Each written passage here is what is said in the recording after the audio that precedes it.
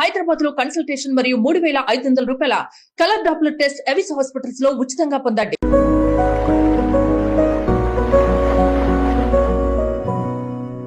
Welcome to our channel. ఈ రోజు మనతో పాటు రమగారు ఉన్నారు. నమస్తే రమగారు. నమస్తే జయ. రమగారు, ముగ్గురమ్మల మూలపుటమ్మగా విజయవాడ కనకదుర్గమ్మకి పేరు. ఈ అమ్మని దర్శించుకోవటానికి ఒక్క తెలుగు ప్రజలే కాకుండా పక్కనున్న రాష్ట్రాల నుంచి కూడా వస్తూ ఉంటారు. అలానే మాలధారణ కూడా స్వీకరిస్తారు, భవానీ మాలలుగా. అమ్మవారి చరిత్ర ఒకసారి మాట్లాడుకుందాం రమగారు. తప్పకుండా జయ. అమ్మవారి పుట్టుక, ఆవిడకి అంత ప్రత్యేకమైన స్థానం రావటానికి గల కారణం. అయితే మనకి తెలుగు రాష్ట్రాల్లో శక్తిపీఠాలు ఉన్నాయి, కానీ శక్తిపీఠాలకి మించిన గొప్పతనం కనకదుర్గమ్మ వారికి ఉంది. సాధారణ మనకు ఉన్నాయి కదా, ఇప్పుడు ఆలంపూర్లో జోగులాంబ ఉంది, తర్వాత ఏమో మన పిఠాపురంలో పురుహూతికాదేవి ఉంది, తర్వాత మాణిక్యాంబని, శ్రీశైలంలో భ్రమరాంబికని, వీళ్ళందరినీ కంటే కూడా కనకదుర్గ విపరీతమైన ప్రాచుర్యంలోకి వచ్చింది. ఎందుకంటే ఇది ఈ దేవాలయం మనం ఏదైతే చెప్పుకుంటున్నామో ఇవాళది కాదు, కృతయుగం నాడు అమ్మవారు వెలిసిన దేవాలయం. ఇప్పుడు మనం చూస్తున్న రూపంలో కాకుండా ఆమె సహజ స్వరూపంలో, అంటే దుర్గమ స్వరూపంతో ఇక్కడ వెలిసారట. ఇది కృతయుగంలో ఎప్పుడు చెప్పుకుంటాం, ఎప్పటి సంగతి అంటే ఇది మహిషాసుర మర్దిని కథ మనం వింటూ ఉంటాం. విజయదశమి నాడు అమ్మవారు మహిషాసుర మర్దినిగా అవతరించిందని. ఆ కాలంలో దుర్గమాసురుడు అనే ఒక రాక్షసుడిని వధించడానికి అమ్మవారు ఈ రూపాన్ని తీసుకున్నారు. ఆమె 18 చేతులతోటి అతన్ని వధించి తర్వాత మహిషాసుర మర్దనం కూడా చేసిన తర్వాత ఆ భయంకరమైనటువంటి రౌద్ర స్వరూపాన్ని దేవతలందరూ దర్శించారు. ఆ తర్వాత ఆమె వాళ్ళని సంతోషపెట్టడానికి రాజరాజేశ్వరిగా అవతరించిందట. అయితే దేవతలందరూ ఏం అడిగారంటే, ఈ ప్రత్యేకమైన రూపం ఉంది కదా, అది కూడా ఆ రూపాన్ని కూడా మేము ఎల్లప్పుడూ దర్శించేలాగా మాకు అనుగ్రహించమ్మా అని అడిగారట. అడిగితే ఆమె ఏమందంటే, ఇంత స్వరూపాన్ని, ఇలాంటి ఉగ్రతని తట్టుకోగలిగే వాళ్ళు ఎవరైనా ఉన్నారా భూలోకంలో? భూమి మీద అవతరిస్తే దేవతలు, మునులు, ఋషులతో పాటు మానవులు కూడా దర్శిస్తారని దేవతల ఉద్దేశం. ఇంత రూపాన్ని ఎవరైనా భరించగలరా, ఇంత ఉగ్ర స్వరూపాన్ని అని అడిగితే అప్పుడు ఏమన్నారట బ్రహ్మాది దేవతలు. అప్పట్లో ఇంద్రకీలుడు అనే ఒక గంధర్వుడు అమ్మవారిని కోసం తపస్సు చేశాడట. ఆయన ఏమడిగాడంటే, నా గర్భస్థవై ఉండు నువ్వు అని అడిగాట. తన గర్భంలో అమ్మవారిని ధరించాలన్న కోరిక.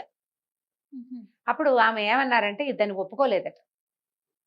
నన్ను గర్భంలో ధరించడం అంటే సాధారణమైన విషయం కాదు, నీ వల్ల కాదంటే తర్వాత కల్పాంతంలో ఎప్పుడైనా అవకాశం ఇస్తాను నీకు, నువ్వు ఇంత తపస్సు చేసావు కాబట్టి అని చెప్పారు. ఆ ఇంద్రకీలుడు ఒక పర్వతంగా మారి అమ్మ తనని ఎప్పుడు అనుగ్రహిస్తుందో అని వేచి ఉన్నాడు. అతను ఎలాగో కోరుకున్నాడు కాబట్టి అతను పర్వతము, నిన్ను భరించగలిగే అవకాశం ఉంది, ఎంతో కాలంగా అతను వేచి ఉన్నాడు, అతని గర్భాన ఉదయించు ఇదే రూపంతో, మేము నిన్ను ఈ రూపంతో కూడా ఎప్పుడు కొలుస్తూనే ఉంటామని దేవతలు, బ్రహ్మాదేవతలందరూ అడిగారు. అప్పుడు ఆమె ఈ ఇంద్రకీలము అనే పర్వతం యొక్క గర్భం నుంచి ఉద్భవించిందట, మహోగ్ర రూపంతో. ఆ ఉగ్ర రూపం ఇట్లా కొండ మీద దిగేసరికల్లా లోపల నుంచి ఇట్లా వచ్చిందనమాట బయటికి. గర్భంలోంచి ఉదయించటమే అది. నీకు కొండ పైన కొసన లేదు, దేవాలయం ఉండదండి, మధ్యలో ఉన్నట్టు ఉంటుంది. ఈ వచ్చేసరికల్లా ఈ అమ్మవారికి కుడి ఎడమ కళ్ళు ఏంటంటే, కుడి కన్ను అగ్నినేత్రం అట, ఎడమ కన్ను ప్రశాంత నేత్రం, అంటే సూర్యచంద్రుడు. సూర్యచంద్రులే అమ్మవారి నేత్రాలు అని చెప్తాం కదా. ఈ కుడి కన్నులోంచి వచ్చిన జ్వాలలకి ఆ కుడివైపు ఉన్న కొండ భాగం అంతా పగిలి మండిపోవటం మొదలుపెట్టింది. ఎంత మంట వచ్చేసి ఉంటుంది. వచ్చేసరికల్లా అమ్మవారి దశ రూపాలలో ఒకటైన మంగళగౌరీదేవి ఆ క్షణంలోనే అక్కడికి ఉద్భవించి ఆ క్షణంలో ప్రత్యక్షమయ్యి ఆ మంటని ఆపి దాన్ని ఏం చేసినట్టు, ఆ శకలం ఏ కొండ ముక్క అయితే విరిగిందో దాన్ని తన పాదంతో అణిచి కొంచెం దూరంగా పెట్టారట. అదే మంగళగిరి అని చెప్పుకుంటాం.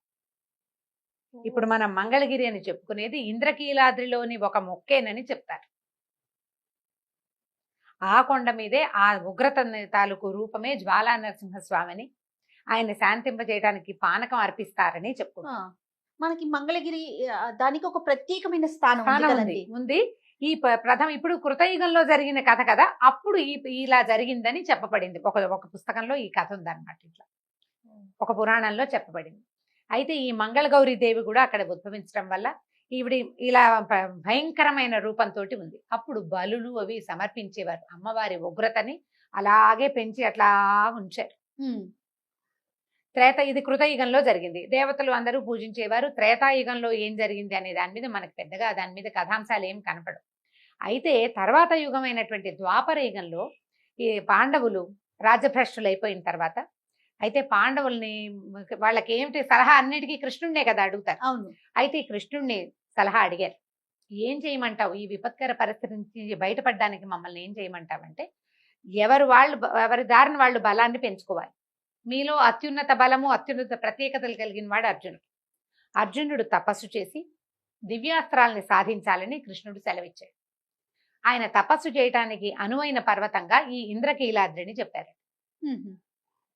అర్జునుడు ఇక్కడికి వచ్చి ఇంద్రకీలాద్రి మీద ఎక్కడైతే మహోగ్ర రూపంతో అమ్మవారు కొలువై ఉందో ఆ పర్వతం మీదే తపస్సు చేశాడు. తపస్సు చేసేసరికల్లా అక్కడ తపస్సు ఈ విజయవాటిక అనే పేరు అందుకొచ్చిందనమాట. ఆయన అక్కడ తపస్సు చేయటం మొదలుపెట్టాడు. ఇతని తపస్సుకి మెచ్చిన పరమేశ్వరుడు ఈ అంబికా సమేతుడై అక్కడికి వచ్చాడు. వచ్చి ఏం చేశాడంటే ఈ అర్జునుడిని తన వైపు లాక్కోవటానికి, భగవంతునికి భక్తునికి ఉన్న దగ్గర సంబంధం ఏమిటి అనేది చూపించడానికి ఏం చేశారు, ఒక వరాహం రూపాన్ని వదిలిపెట్టారు. అర్జునుడు వరాహాన్ని చూశాడు, బాణం తీసి కొట్టబోయాడు. అదే సమయానికి ఒక కిరాతుల జంట అక్కడికి వచ్చింది. ఆ కిరాతుడు కూడా బాణం వేశాడట ఈ పంది మీద. మొదటి తగిలిన బాణం నాదంటే నాదని వీళ్ళిద్దరూ కొట్టుకున్నారు, కిరాతుడు అర్జునుడు. నేను వధించాను అంటాడు, ఈ బాణం నాది, మొదట నేను చూశానంటాడు కిరాతుడు. మొదట కొట్టిన బాణం నాదంటాడు అర్జునుడు. వీళ్ళిద్దరూ కలిసి యుద్ధం చేయబోయారు. కిరాతుడికి అర్జునుడికి కిరాతార్జునీయం అని కథ చెప్పుకుంటాం. అయితే అప్పుడు ఈ యుద్ధంలో అర్జునుడి ప్రతిభకి మెచ్చిన పరమేశ్వరుడు కిరాత స్వరూపంలో వచ్చి అతన్ని అనుగ్రహించడానికి వచ్చి పాశుపతాస్త్రాన్ని ఇచ్చాడట. పాశుపతాస్త్రం సంధించాడు అర్జునుడు అని భారతంలో చాలా చోట్ల కనపడుతుంది. ఆ అస్త్రాన్ని ఈ ఇంద్రకీలాద్రి మీదే అర్జునుడు సాధించాడు. అర్జునుడి విజయానికి చిహ్నంగానే ఆ ప్రాంతాన్ని విజయవాటిక అనడం మొదలుపెట్టారు. అమ్మవారు అక్కడ కొలువయ్యే ఉంది. ఆ సమయంలో అర్జునుడు కూడా ఒక శివలింగ ప్రతిష్ఠ చేశాడట అక్కడ. అయితే ఈ అమ్మవారు ప్రాదుర్భవించిన సమయంలో బ్రహ్మదేవుడు ఒక శివలింగాన్ని ప్రతిష్ఠించాడని, ఆ బ్రహ్మ ప్రతిష్ఠించిన శివలింగం తర్వాత కాలంలో కనపడలేదని చెప్తారు. తర్వాత కాలం ఇంకా అంటే ఇది కూడా వెళ్ళిపోయిన తర్వాత, ద్వాపర యుగం వెళ్ళిపోయి కలియుగం ప్రారంభమైన తర్వాత మాధవర్మ అని ఒక రాజుగారు ఆ ప్రాంతాన్ని పరిపాలించేవాడట. అప్పటికి అమ్మవారు ఎలా ఉంది మనకు తెలిసి, మహిషాసుర మర్దిని రూపంతోటే ఉంది. దుర్గా అనేవారు ఆమెను. ఎందుకంటే ఈ మహాదుర్గమమైన ఈ కొండలోంచి పుట్టినందువల్ల ఆమెను దుర్గగా పిలిచేవారు. మనము కనకదుర్గ అని చెప్పుకుంటాం. ఈ కనకదుర్గ పేరు ఎందుకు వచ్చిందో ఈ మాధవర్మ గారి కథ వల్ల చెప్పుకోవాలి. ఈ మాధవర్మ చాలా గొప్ప రాజట. ఆయన చాలా పూజలు నోముల తర్వాత ఒక కుమారుడు కలిగాడు. అయితే మహోద్భుతంగా ఈ అమ్మవారికి చాలా ఉత్సవాలు జరిపేవాళ్ళట. వాళ్ళు ఈ ఉగ్రస్వరూపంలో ఉన్న అమ్మవారికే చాలా ఉత్సవాలు జరిపేవారు. సాయంకాలం అయ్యేసరికల్లా అమ్మవారి సంచారానికి దిగేదట కొండ మీద. అందుకని సాయంత్రం అయ్యేసరికి చీకటి పడేసరికి ఎవ్వరూ బయటకు వచ్చేవాళ్ళు కాదు. ఆమె ఈ మహోగ్ర రూపంతో సంచారం చేస్తుందని, బలి కోరుతుందని అప్పుడు ఎవ్వరూ మానవ మాత్రుడు జంతు సంచారం కూడా ఉండేది కాదు. మనం ఇలాంటి కథలు భద్రకాళి దేవాలయాల దగ్గర కూడా వింటాం. అవునండి. అమ్మవారు సాయంకాలం సంచారానికి వస్తుంది. పగలు వీళ్ళు ఇచ్చిన ఆహారం తోటి ఆవిడ సంతృప్తి పడి ఉండేది. సాయంకాలం వచ్చేసరికల్లా ఆమెలోని ఉగ్రశక్తి బయటకు వచ్చేది. అందుకని మనుషులు కనపడకుండా ఉండేవాళ్ళు. ఒకనాటి సాయంకాలం చింతకాయలు కోసుకోవడానికి ఒక పేదరాలు, ఆమెకు 7-8 ఏళ్ల కుమారుడు వచ్చారట. చింతకాయలు కోసుకున్నారు. చీకటి పడుతోందని గబగబా ఇంటికి వెళ్ళిపోవడానికి వెళ్తున్నారు. ఈ వెళ్లే సమయంలో ఏమైంది, కొండ మలుపులో అట్నుంచి వచ్చేవాళ్ళు కనపడరు. వీళ్ళ మలుపు తిరిగే సమయానికి అవతల పక్క నుంచి ఒక పెద్ద రథం, 6 గుర్రాలు కూర్చున్న రథం ఒకటి వచ్చింది. ఈ రథం స్పీడ్గా వచ్చి వీళ్ళిద్దరికీ తగిలింది. కానీ తల్లి ఇవతలుంది, పిల్లవాడు కొంచెం ఆటకాయతనంగా ముందు పరిగెడుతుంటారు కదా పిల్లలు. రథం కింద పడిపోయాడు పిల్లాడు కాస్త మరణించేసరికల్లా అమ్మాయి గోడుగోడుని ఏడుస్తూ నా పిల్లాడిని ఎవరో రథం తొక్కేసిందని ఈ పిల్లవాడి మృతదేహాన్ని భుజాన్ని వేసుకుని రాజుగారి సన్నిధికి వెళ్ళింది. అప్పుడు ఒక ధర్మగంటని గంట కొట్టేవారు. ఆ గంట ఎవరు కొట్టినా, ఏ సమయంలో గంట కొట్టినా రాజు వచ్చి వాళ్ళకి తీర్పు చెప్పేవాడు. సూర్యోదయం అయ్యేసరికల్లా ఈ రథం నడిపిన వాడెవడో వాడికి మరణశిక్ష విధిస్తున్నానని చెప్పాడు రాజుగారు. తీరా అంతా చూసుకునేసరికల్లా ఆ సమయంలో రథం నడుపుకుంటూ వచ్చిన వాడు రాజకుమారుడేనని తేలింది, రాజుగారి అబ్బాయి. తప్పు ఎవరు చేసినా సరే శిక్ష పడవలసిందేనన్నాడు రాజు. ఆయన ఏకైక కుమారుడు. ఒకడే కొడుకు ఆయనకి. అయినా అది కూడా లేక పుట్టినవాడు. మంత్రులందరూ గొల్లుమని గోల పెట్టేశారు. అయ్యో ఇది చెయ్యొద్దు, ఆ పేదరాలకి ఏదైనా న్యాయం చేద్దాం. ఉమ్, న్యాయం ఎట్లా చేస్తావు? ధనంతో కుమారుడు వస్తాడా? ఈ తప్పు చేసిన వాడికి శిక్ష పడవలసిందే. నా కుమారుడైనా నేనైనా సరే శిక్ష నుంచి తప్పించుకోవడానికి వీల్లేదని ఆయన తన కుమారుడికి మరణ శిక్ష విధించారు. ఆ. కుమారుడి తల వేసేశారట. ఆ బాలుడి మృతదేహం, రాజకుమారుడి మృతదేహం పక్కపక్కనే ఉన్నాయి. ఎప్పుడైతే ఈ రాజకుమారుడి తల ఉత్తరించబడిందో ఈ ఆకాశం నుంచి కొన్ని గంటల పాటు బంగారు వర్షం కురిసిందట. బంగారం కురిసింది. విజయవాటికి అంతా బంగారంతో నిండిపోయిందట. నిండిపోయి ఆకాశం నుంచి అశరీరవాణి వినపడిందట. రాజా, నువ్వెంత ఉత్తముడివి, కనుక ఈ దుర్గ సేవ చేయటం వల్లే నీకు ఇలాంటి ఉత్తమోత్తమైన ఆలోచన వచ్చింది. నీ కుమారుడు, పేదరాల కుమారుడు ఇద్దరు కూడా బతికేస్తారని చెప్పి వాళ్ళిద్దరూ సజీవులై వచ్చారు. ఆ బంగారం కురిపించిన అమ్మవారిని ఆ రోజు నుంచి కనకదుర్గ అని పిలవడం మొదలుపెట్టారు. కనకం కురిసింది కాబట్టి, బంగారం కురిసింది కాబట్టి ఆమె వల్లే ఈ కనకదుర్గ అని పిలిచేవాడు. కానీ అమ్మవారు దుర్గమమైన స్వరూపంతో ఉండేది, భయం వేసేది చూడ్డానికి. తర్వాత కాలంలో మన ఆదిశంకరులు సంచారం చేస్తూ, అంటే అద్వైత మతాన్ని ప్రబోధించినటువంటి ఆదిశంకరాచార్యులు మొత్తం ప్రపంచం అంతా చుట్టారంటే భూమి అంతా ప్రదక్షిణ చేశారు, అన్నిసార్లు తిరిగారని చెప్తారు కదా. ఆయన ఆ క్రమంలో వస్తూ ఈ విజయవాటికి వచ్చారు. వచ్చి ఈ మహోగ్ర రూపిణి అయిన అమ్మవారిని సాత్విక మూర్తిగా చేశారు. శ్రీచక్ర స్థాపన చేశారని, శాంతి యంత్రాన్ని స్థాపించారని చెప్తారు. స్థాపించి అమ్మవారి కళని, ఆ ఉగ్ర కళని తగ్గించి ఇప్పుడు మనం చూస్తున్న సౌమ్యమూర్తి నవ్వుతున్నటువంటి కనకదుర్గ రూపాన్ని ఆ శంకరులే స్వయంగా తయారు చేయించి పెట్టారట. ఈ అమ్మవారికే ఒక చిన్న నవ్వు మన మొహంలోకి చూస్తే నీకోసమే నేనున్నాననిపించే భావన కలిగిస్తుంది. చక్కటి చిన్న శాంతమైన ముఖము, నవ్వు, చక్కని కళ్ళు, రూపుదిద్దినట్టుగా పసుపు పసుపు చందనంతో ఈ రూపాన్ని ఆదిశంకరులే స్వయంగా రూపొందించారు. అప్పటి నుంచి అంతకు ముందు చేసే బలులు అవి మాన్పించి సమయాచారం ఏర్పరిచారు. ఇక్కడంటే పూర్తిగా సాత్వికమైన ఆహారం ఇవ్వడం, సాత్వికమైన నివేదనలు, సాత్వికమైన పూజ, సమయాచారమే ఇక్కడ ఏర్పరిచారు. అంతకుముందు వేరే ఆచారం పద్ధతి ఉండేది, అమ్మవారికి బలులు సమర్పించేవాడు. అప్పటి నుంచి మానేశారు. శంకరులు ఎప్పుడైతే శాంతి యంత్ర స్థాపన చేసి శ్రీచక్రాన్ని ప్రతిష్ఠించారో అమ్మవారు ఉగ్ర రూపాన్ని తగ్గించుకుంది. ఎందుకంటే దాని ఆ ఉగ్రతని తట్టుకోగలిగే అవకాశం, అంత శక్తి మానవులకి లేదు. సాత్విక రూప ధ్యానం వల్ల మనుషులలో సాత్వికత పెంపొందుతుంది. ఆ భావనతోటి శంకరులు మహానుభావులు అసలు ఒక్కసారి తలుచుకుంటే మన జన్మ ధన్యమైపోతుంది. వారి వల్లే ఇప్పుడు మనం చూస్తున్నటువంటి ఆ చక్కని సౌందర్యవంతమైన మహాద్భుతమైన కనకదుర్గా రూపం ఏర్పడింది.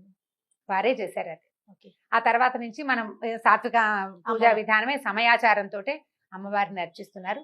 ఈ మంగళగౌరి దేవి వల్లే మొదట ఏర్పడిన అగ్నికీలలు తగ్గినాయి కాబట్టి ఆమె ప్రీత్యర్థం పసుపు కుంకుమలతోటి అమ్మవారిని అర్చించడం, అపరిమితమైన కుంకుమార్చన జరుగుతుంది ఇక్కడ. అవునండి.